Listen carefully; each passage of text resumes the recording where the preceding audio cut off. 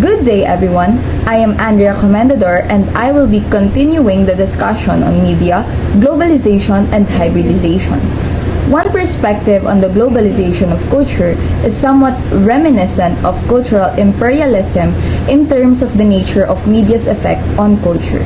However, what is different in this conceptualization is the view that media contribute to the homogenization of cultural differences across the planet.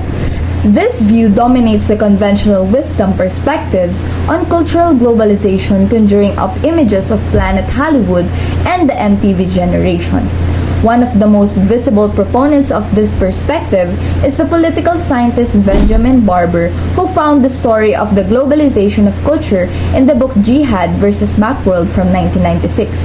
The subtitle How Globalism and Tribalism Are Reshaping the World betrays Barber's reliance on a binary opposition between the forces of modernity and liberal democracy with tradition and autocracy.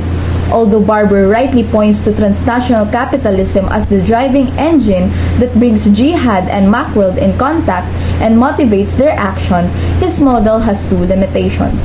First, it is based on a binary opposition between Jihad, what he refers to as ethnic and religious tribalism, and Macworld, the capital-driven West.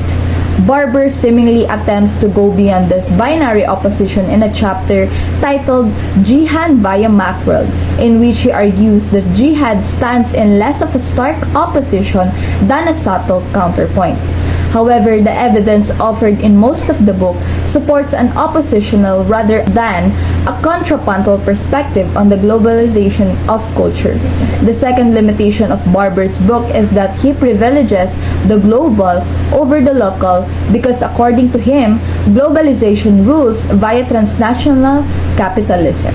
So, to simplify, Benjamin Barber has used two terms in his book, which is called Jihad and Macworld.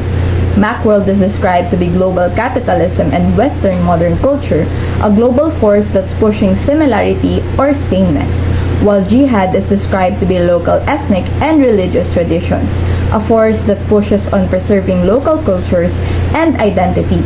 So, globalization did not only create sameness or resistance, it created a type of mixing called hybridization. This topic will be more thoroughly explained by the last two co-presenters.